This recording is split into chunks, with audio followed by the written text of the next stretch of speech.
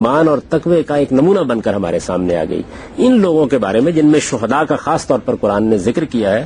قرآن یہ کہتا ہے کہ جیسے ہی وہ دنیا سے رخصت ہوتے ہیں تو اگرچہ ان کو اس وقت یہ زندگی تو نہیں دی جاتی، یعنی وہ زندگی ایک روحانی زندگی ہوتی ہے جس کا ہم شعور نہیں رکھتے، لیکن اس زندگی میں ایک طرح کا ان کے لیے اللہ تعالیٰ کی نعمتوں کا امتداد ہو جاتا ہے. بالکل اسی طریقے سے جو لوگ سرکشی میں انتہا تک پہنچ گئے، جیسے فرعون ہے، جیسے ابو جہل ہے، تو ان کا حساب کتاب کرنے کی ضرورت نہیں ہے. ان کے لیے ایک نوعیت کا عذاب مرنے کے فوراً بعد شروع ہو جاتا ہے.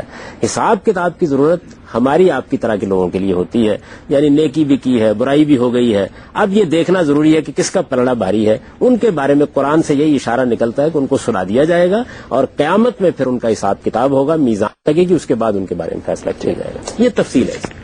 گاندھی صاحب، آج ہم دیکھتے ہیں کہ مسلمان مختلف فرقوں اور مسالک میں بٹے ہوئے ہیں، اور ایک فرقے کا ایک فرد جو ہے وہ کسی فعل کو نیکی اور کار ثواب کے طور پہ یا جنت کے حصول کے لیے کرتا ہے، جبکہ وہی فعل دوسرے فرقے میں جا کے نہ صرف گناہ بلکہ اس کو جہنم کی شنید بھی سنائی جاتی ہے.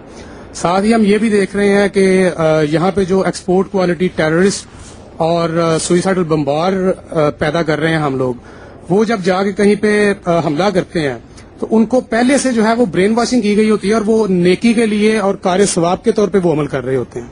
کیا ان لوگوں کو جنت ملے گی اور جو وہاں پہ مرنے والے یا شہداء ہیں ان کو جنت ملے گی؟ یہ دیکھیے، بات یہ ہے کہ ہر انسان سے اس کے علم کے لحاظ سے معاملہ ہو.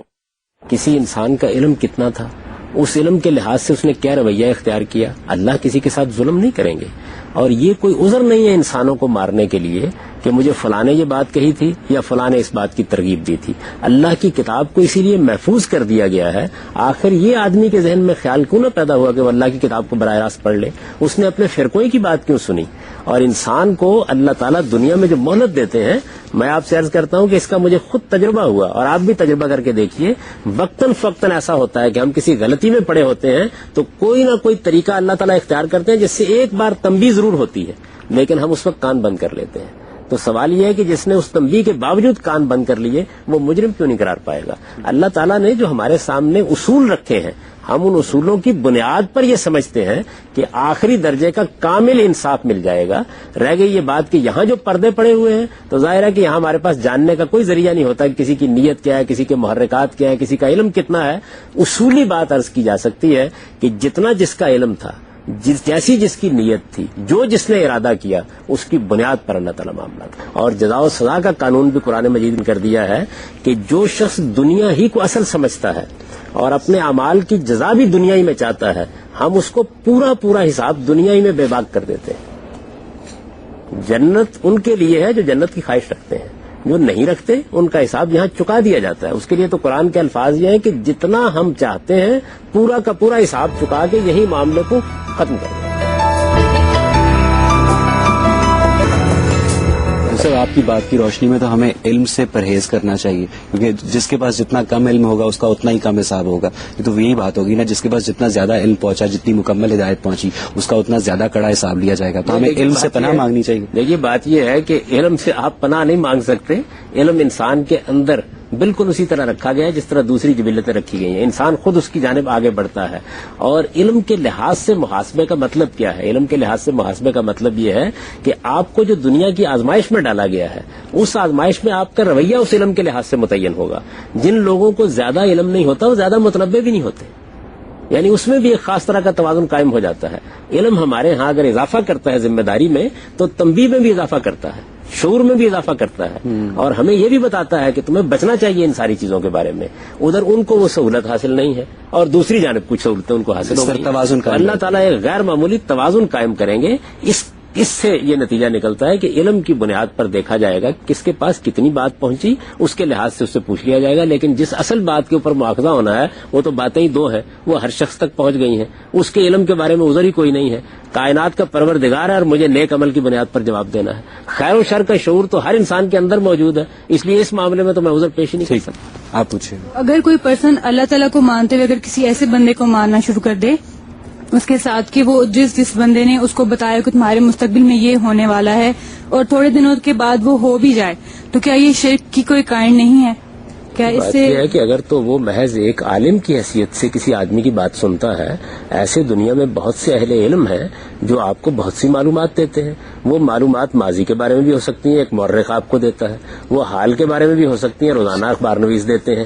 وہ مستقبل کے بارے میں بھی ہو سکتی ہیں، نفسی علوم کے بہت سے ماہرین دیتے ہیں. اس کو ماننے سے کوئی شرک نہیں ہوتا. شرک اس وقت ہوتا ہے جب آپ اسباب سے ماوراء کسی کے بارے میں یہ خیال کرتے ہیں کہ یہ میرا معبود ہے، اس کو نفع اور ضرر پہنچانے کا اختیار حاصل ہے اور اس کا علم مطلق علم ہے، ایبسولوٹ علم ہے. یہ چیز ہے جو شرک بناتی ہے کسی چیز کو. کسی علم سے استفادہ کرنے کا نام شرک نہیں ہے. یعنی علم سے استفادہ تو ہم دنیا میں کرتے ہیں. ایک سائنسدان کا علم مجھ سے بہت زیادہ کائنات کے بارے میں ہوتا ہے، تو علم سے تو ہم ایک دوسرے کے بارے میں استفادہ کرتے رہتے ہیں. ٹھیک. غامدی صاحب، آپ نے شروع میں بات کی کہ جب انسان کے لیے زندگی جہنم بن جاتی ہے تو اس سے باہر نکلنے کی سوچتے ہیں، تو کیا وہاں پر بھی انسان کے پاس یہ قدرت ہوگی؟ اور ایک محدود زندگی کی وجہ سے لامحدود سزا کیوں؟ دیکھیے، سزا اور جزا کا جہاں تک تعلق ہے، اس کا محدود اور لامحدود سے کوئی تعلق نہیں ہے. اس کا اس کے اثرات اور اس کے نتائج سے تعلق ہے. میں نے ابھی آپ سے عرض کیا کہ اصل میں ہم لمحوں میں ناپتے ہیں بعض اوقات کسی جرم کو، اور یہ خیال کرتے ہیں کہ یہ 60-65 سال کی زندگی میں ہوا ہے. اس کے اثرات اور نتائج ایسے نہیں ہوتے. وہ بعض اوقات صدیوں پہ پھیلے ہوئے ہوتے ہیں. تو جرم کے بارے میں یہ تصور صحیح تصور نہیں ہے کہ اس کو محدود اور لامحدود میں ناپا جائے. اس کے اثرات، اس کے نتائج، اس کی نوعیت کے لحاظ سے دیکھنا چاہیے کہ اس کی سزا کیا ملنی ہے. ہر جرم کی سزا ابدی نہیں ہے. سرکشی کی سزا ابدی ہے. قرآن اس کو استکبار سے تعبیر کرتا ہے، یعنی آدمی پر حق واضح ہو گیا اور اس نے اس کو ماننے سے انکار کر دیا. یہ چیز ہے کہ جو ناقابل معافی جرم بن جاتی ہے، اس کی سزا جہنم میں آتی ہے. دوسرا یہ کہ کیا وہاں پر انسان کے پاس یہ قدرت ہوگی کہ وہ وہاں پر جہنم سے کچھ باہر نکلنے کی کر سکے یا نہیں؟ یہ جہنم تو سزا کی جگہ ہے. سزا میں تو قدرت کا سوال نہیں ہے.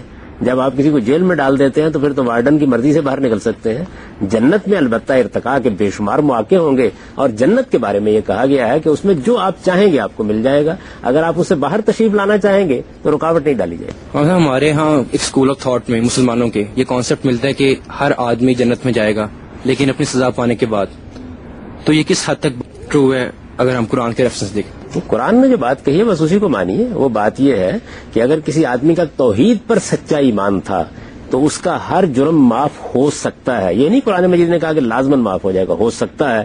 اب فرض کر لیجئے کہ توحید پر سچا ایمان ایک آدمی رکھتا تھا لیکن کسی ایسے جرم کا ارتکاب کر لیا کہ جس کی سزا دینی بھی ضروری ہے، ورنہ انصاف کے خلاف ہوگا، تو پھر سزا دینے کے بعد عقل یہی کہتی ہے کہ اسے پھر جنت میں لے جانا چاہیے. صاحب، دوزخیوں کے بارے میں کہا جاتا ہے کہ ان کا ایک دانت احد پہاڑ کے برابر ہوگا اور ان کی کھال کی موٹائی اتنی زیادہ ہوگی کہ 3 راتوں کا سفر کرنے کے بعد بھی اس کی کھال ختم نہیں ہوگی. تو گاندھی صاحب، کیا یہ ایک عام آدمی کو اس کی جو کامن سینس ہے اس کو